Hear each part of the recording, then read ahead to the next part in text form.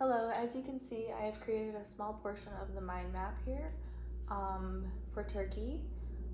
We are going to be discussing low gender egalitarianism and the connection to political, legal, and family. In regards to gender egalitarianism, we can see from our research that Turkey falls low on the spectrum. Points being fewer women in position of authority, more occupational sex segregation, a low level of female educational attainment compared to that of males, and afford women little or no decision making in community roles. Fewer women in workforce and violence against women. Looking at the family connection in Turkey, there is a strong loyalty shown in familial and social connections. Men are viewed as being the protectors, while women are viewed as needing protection. This can be seen from men making decisions for their wives on their behalf, or escorting their wives to and from the dinner table. In Turkey, we can see a more traditional take on gender roles. Women are expected to maintain household duties while men are expected to earn money. Women are preferred to dress more modestly, avoid wearing plunging necklines, short skirts and shorts, and stiletto heels.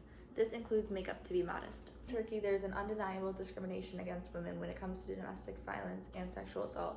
Here we look at the problems for domestic and gender-based violence, or femicide, which is the murders against women who are killed for reasons related to their social roles, such as being killed on the grounds of honor cleansing. In 2019, 474 women were killed. Looking more at the statistics, every 4 women out of 10 women were exposed to physical and sexual violence at least once.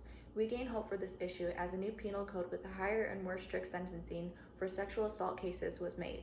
This more specifically tackles the issue of sexual assault cases within marriages. Looking at the political legal connection, in 1934, Turkish women gained the right to vote and be elected into public office.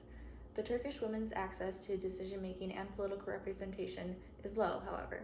In 2011, of the 500 seats, 78 women were elected to Turkish parliament.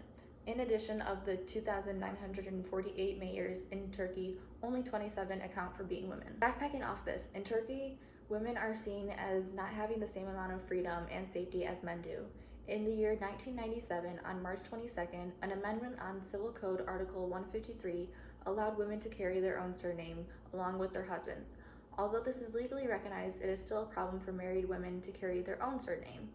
Turkey's GDI ranking in 2019 was 68th of the 162 countries compared, making Turkey the lowest gender development ranking of all.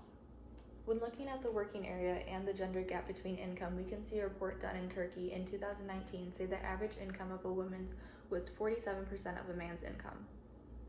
Looking more into details about this wage gap and workforce gender gap, in 2020, labor force participation was 32% women and 68% men, while the unemployment rate was 13% men and 14.5% women.